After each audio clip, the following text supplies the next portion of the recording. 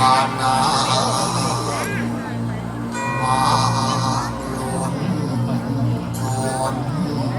ละทาน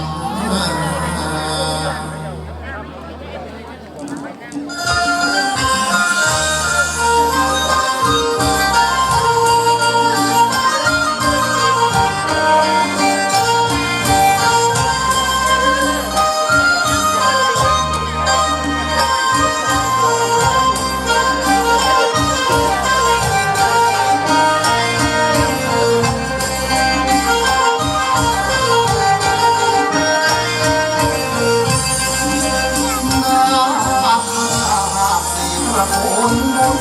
ญากองนามหาราชมาบงสร้างเกลือฟ้า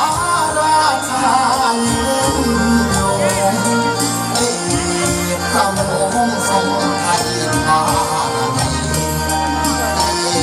กพระองค์ทรงไทยบารมีโอ้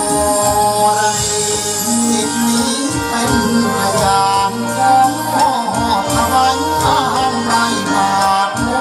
ชาน้องตายาวันขับเพียงดาบลงไก่ฝังโรงองค์นาคาที่ตระกูล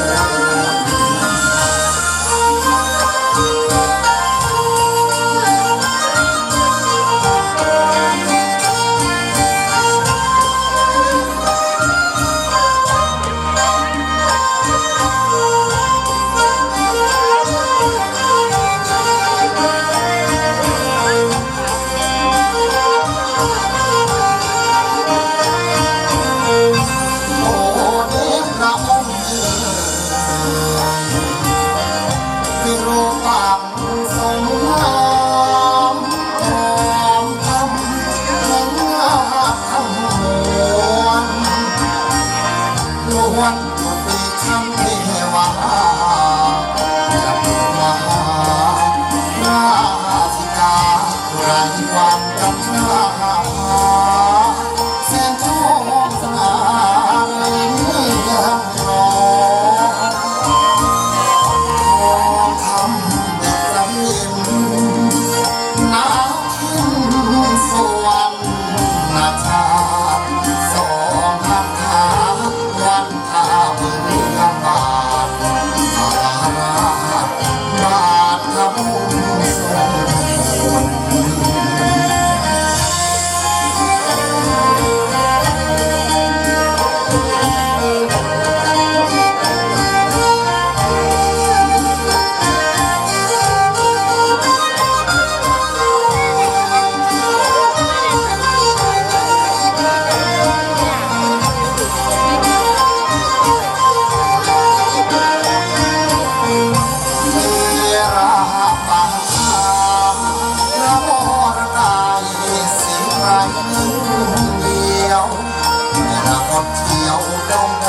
รักธนาชา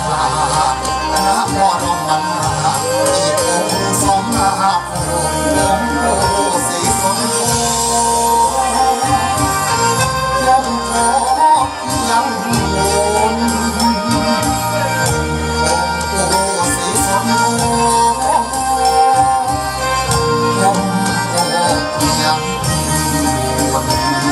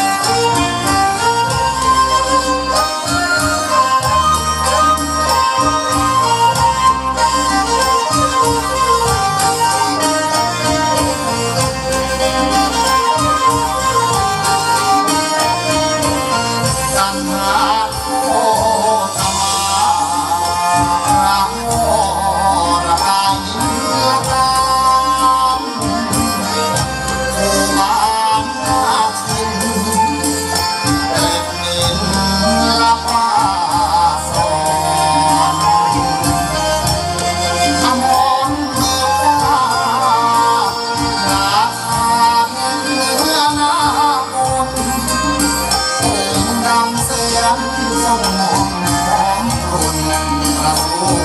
ติการพระพันษาข้าเจริญเสื่อมเดินกราบทั้งสี่ตระกูลพระบาทองค์วอนทูลเสด็จเชิญเดินพระองค์ทรงประทานพรเดียวแมวหลับนำแนมสองคงขาดทำของของประมาณจะเป็นการรำบุญโปรโมทสวนถวายสักการะพญานาคทั้ง4ตระกูลนะครับโดยน้องปาวานนะครับ ว่าโอ้ยละนาเสียมันนี่แม่สังวันดีวันนี้อมตะโชคจากโลกอาบุญหลวงโอ้ยโอ้ยทั้งความต้องเจ้าฟ้าโอ้มาความมีทั้งหลายเป็นยังไงมาอ่อนและวังผมคงลงมาหมดคนทั้งหลายให้หายกับร้อนคอยและเดือดร้อนสาบาโวยขยันแรงหายไปทั้งภายในและภายนอกกันที่ไปขวาแสนเราระแวงมีเสียงทุกเพียรอบอาภพอารมณ์มาพิษองค์ระติบกับวันนี้ใส่หัวแห่งตาเจ้าฝ่าหลวงสวรรค์ไอ้คำนี้เป็นคนเหียบวันมากในเก่า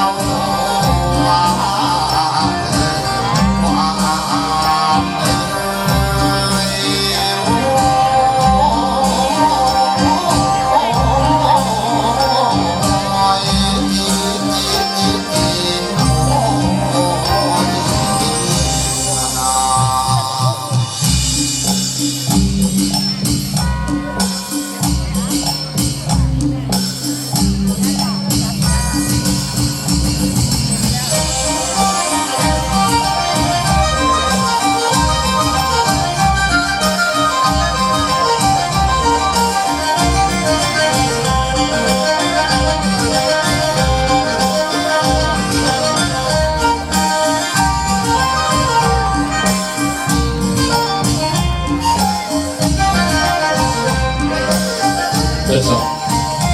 หลายๆท่านก็อาจจะอยากรู้นะครับว่าน้องประวานนะครับผู้มากความสามารถคนนี้เรียนอยู่ชั้นอะไรนะครับท่านลองเดาสิครับ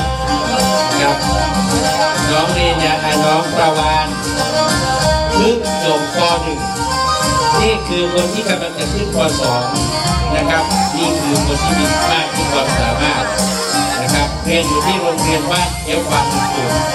นะครับเป็นลูกหลานของบ้านนนกุลลูกหลานของตำบลสวัสดีของเราเองนะครับขอเสียงปรบมือให้กับน้องประวานครับนะครับสำหรับท่าน